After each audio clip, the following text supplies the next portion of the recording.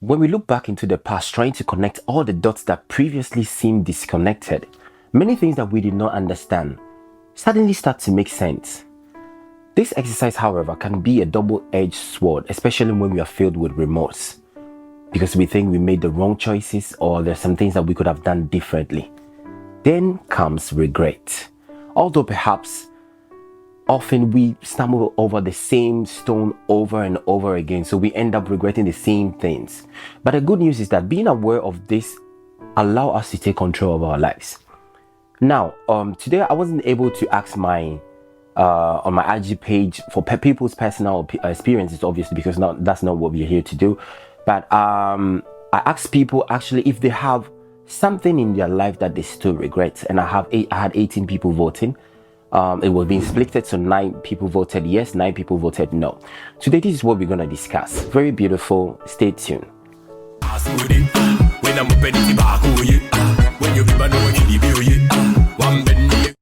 Welcome back. So, I have all these points here that I want us to discuss. Let's go straight to what we're going to discuss today. Now, I have 7 points, and I want us to discuss starting from what do we usually regret. Now, I place these points because I know what do we usually regret, taking it from the past, but I want us to bring it to the present for us to take it as one of our tools in our luggage to the future. Obviously, because when we talk about these points, we know that this is what happened to me in the past. I don't want to be filled with remorse, so I want to take this thing ahead of me and try to fix things if I can. Now, first position I place, courage. When I talk about courage, obviously at the opposite side we have being afraid. So when we say courage, it means that there are some things in our life that we were supposed to take that kind of risk, and we knew that that kind of risk could have changed something. How many times in our lives that we sit there and we ask ourselves and we are like, how I would have loved to. And it makes you understand that you had maybe some chances in your life. You had that opportunity, you were supposed to do some kind of things, but you lacked the strength to be so much courageous, you understand? So what you had to do was just to move on, and now you regret because you are asking yourself how things would have, you understand? So that would have is what sometimes it's related to, because we never had that, we were afraid, we never had that kind of courage for us to take that kind of decision. At the second position, I place not trying hard enough. After courage, why? Because sometimes it happens to us that we have the chance, someone give us that opportunity, and we have to take that kind of risk. We are able to take the risk, we are courageous, but yet when we find ourselves there, that's the place where we are not able to give the best of ourselves. Now, let me tell you, there are so many things that, especially when you're young, you're like 14, 15, and you have the chance to, maybe you are an athlete, or you are a soccer player or whatever. You are playing in a junior team for the premier team, you understand? And you playing there, you know that if I have to give my best, or if I had given my best, things would have changed. But we didn't do that because why? Because we were not giving our best. We were not trying to push. We were not trying to do the right thing, because we felt maybe what we're doing was okay, you understand? And sometimes we really regret these things, because especially people that have talent, you understand? And you find yourself that you have so many talents, but at the end of the day, you didn't make use of it. Because some people know that they have the talent. Some people know that they have the opportunity to be there, you understand? But yet, they never give their best. And sometimes, not all the times that you have to like, we are talking about the opportunities that you have that someone gives to you.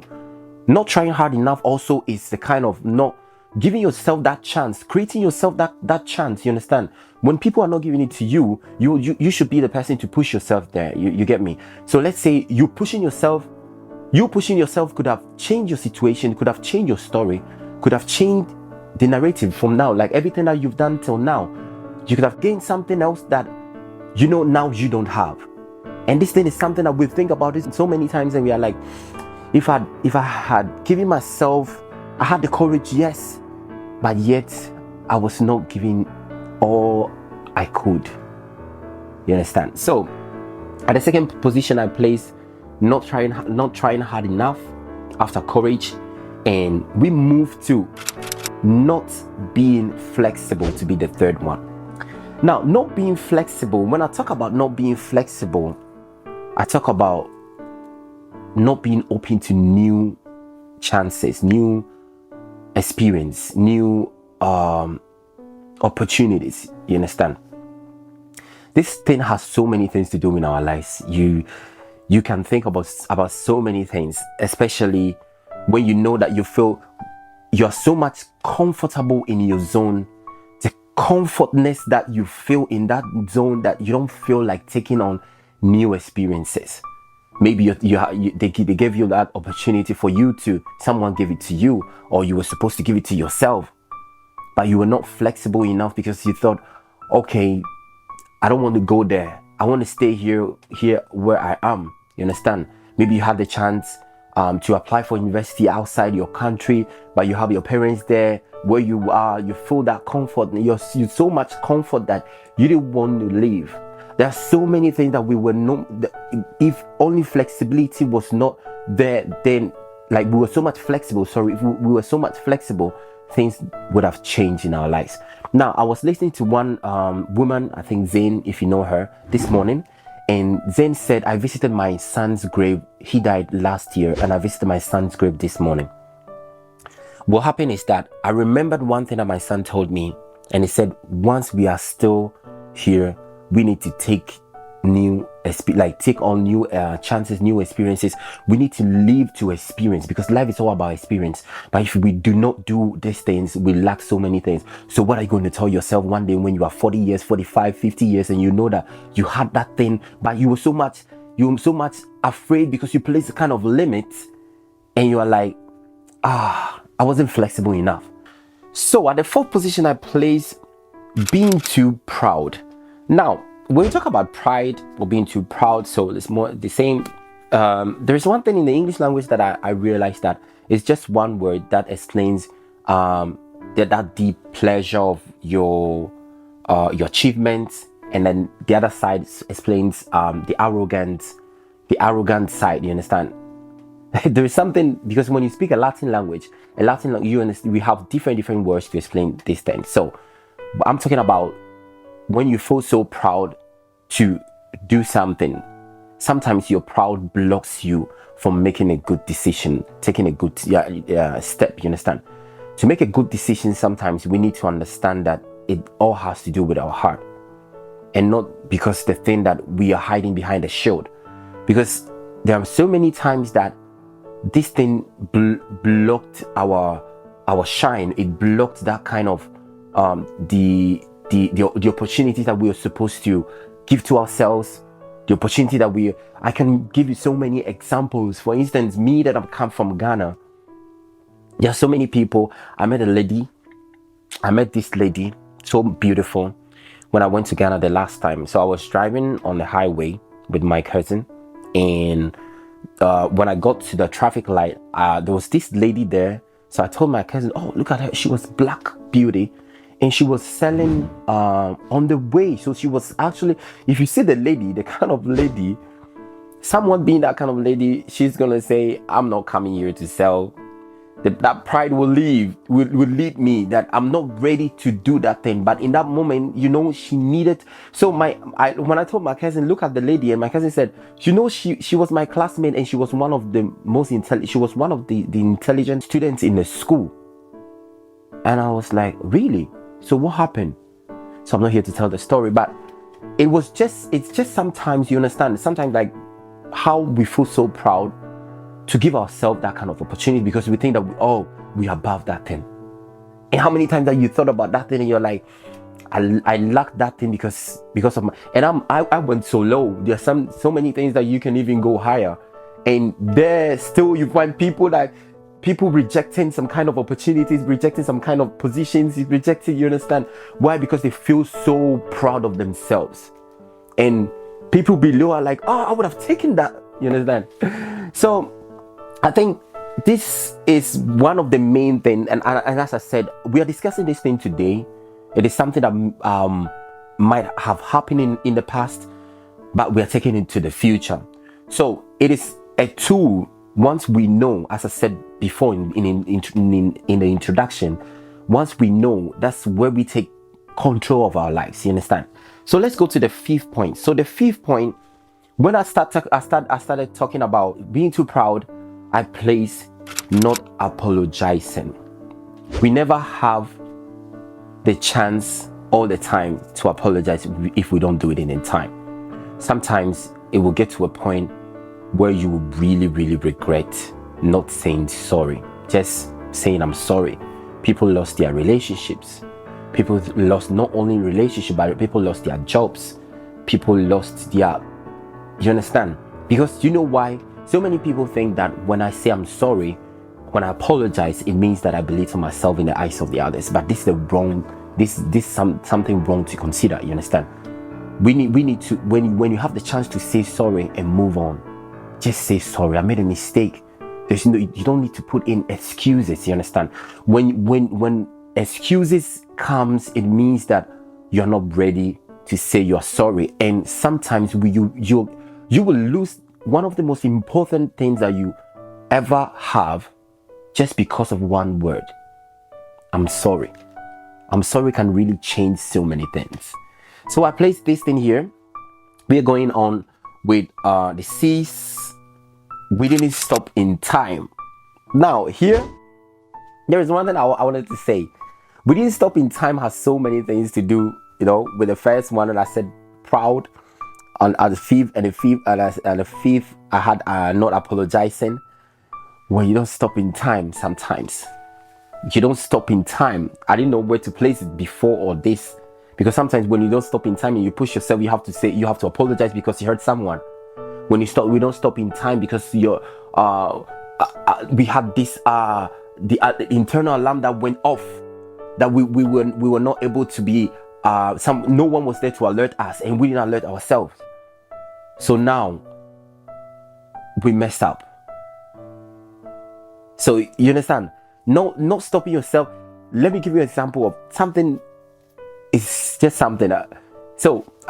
One day I was with a friend. My friend was driving in Europe when I was in Europe, and we got to the intersection. We were about to get to the main road, and he was supposed to turn left. So there was a lady who was driving a car from our left side. So coming from our left side, we were supposed to stop and let the lady, but she was so far away. So my friend said, "Okay, let me get in." And when he was getting in, I don't know what happened. He was so much slow turning, and the lady, as soon as the lady saw our car, what happened is that she closed her eyes and she was like, "Ah!" So when we got down, I just looked at her and I was like, "You could have stopped in time. So why didn't you?" And she was so much in that panic mode that she was shivering, and I was like, "Oh my God, well, that's already happened. You didn't stop in time." So it might be an accident, physical accident, an accident that would happen that will hurt you emotionally, but sometimes we need to stop in time. So things that we know that we did in the past that you know it. When I'm saying this thing, you think about it and you're like, "Oh yeah, I didn't stop in time." Now let's go to the next one. Being too distracted. So as I said, you can find the connection between all the points. So if you're not apologizing when you don't stop in time, it can be due to the fact that you're so much distracted.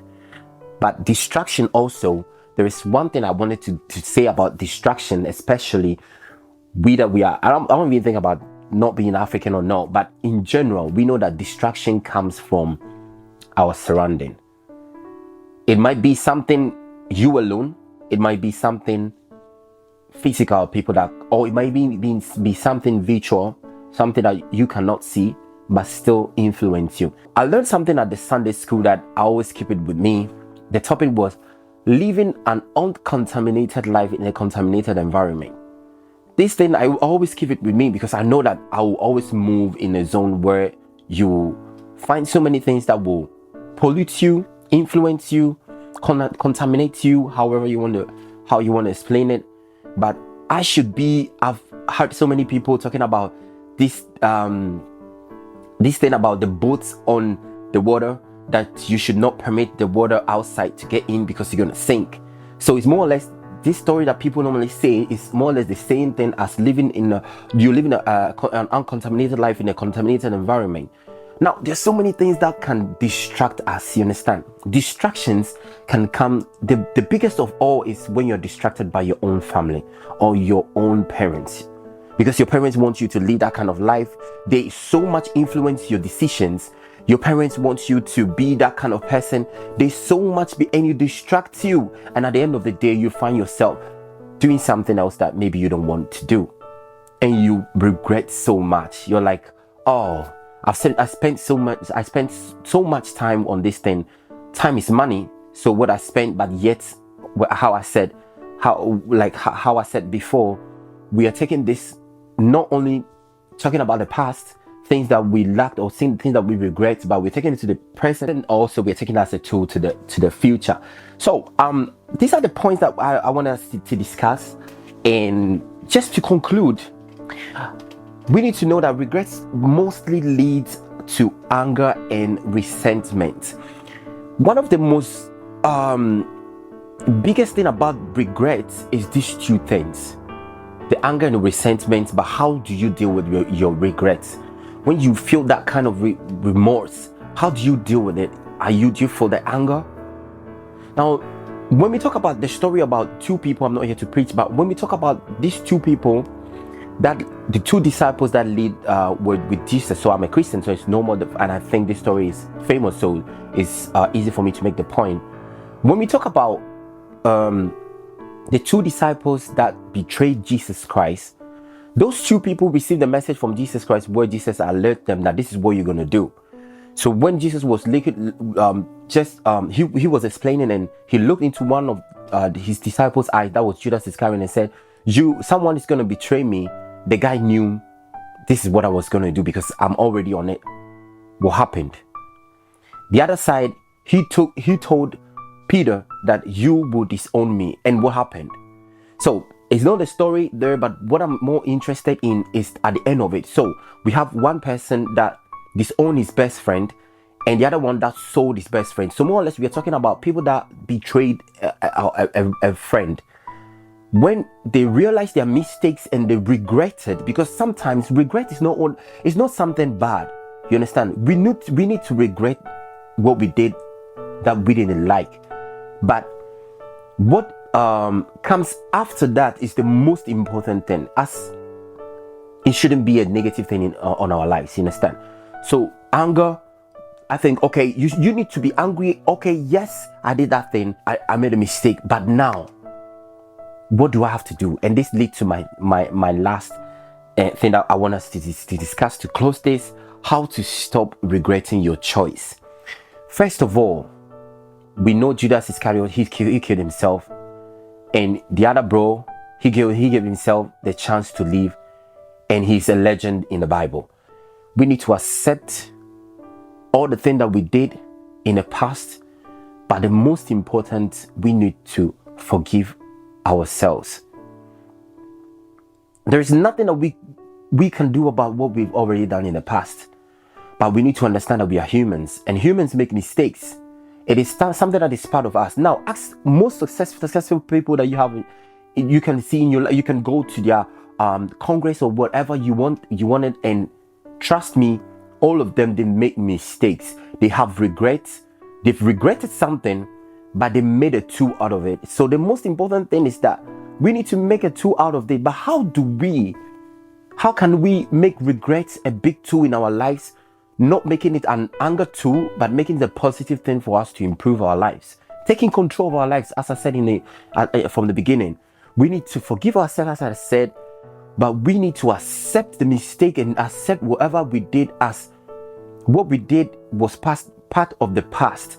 Now, we need to know that we are humans. We don't have a chance to live forever. You don't know what is going to happen tomorrow. You have today, so you live today. Tomorrow is a new day. Once you wake up in the morning, you've been given another chance for you to live. Spend time with yourself. If you think what you regretted is still tormenting you, if you think there is something that remembers you of that thing that you did in the past, try as much as you can to avoid that thing. If it is a person, try as much as you can to avoid that person. Because I know so many people, I don't want to tell this story, but I know someone who tried to destroy a lady. She was about to get married, and she started sending an invitation.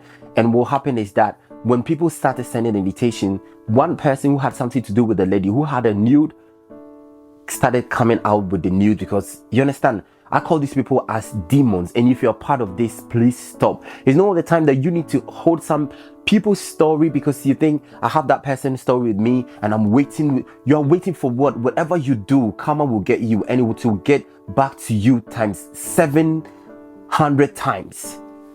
You understand? You people are living, you are walking, living demons. You need to start working on yourself to stop these things. You understand? So, guys, if you want to stop regretting, you need to work on yourself, spend time with yourself, give yourself the chance, and you need to give yourself the second chance. Know that tomorrow is not promised. There are so many people that would love to have what you have right now, but they don't have the chance.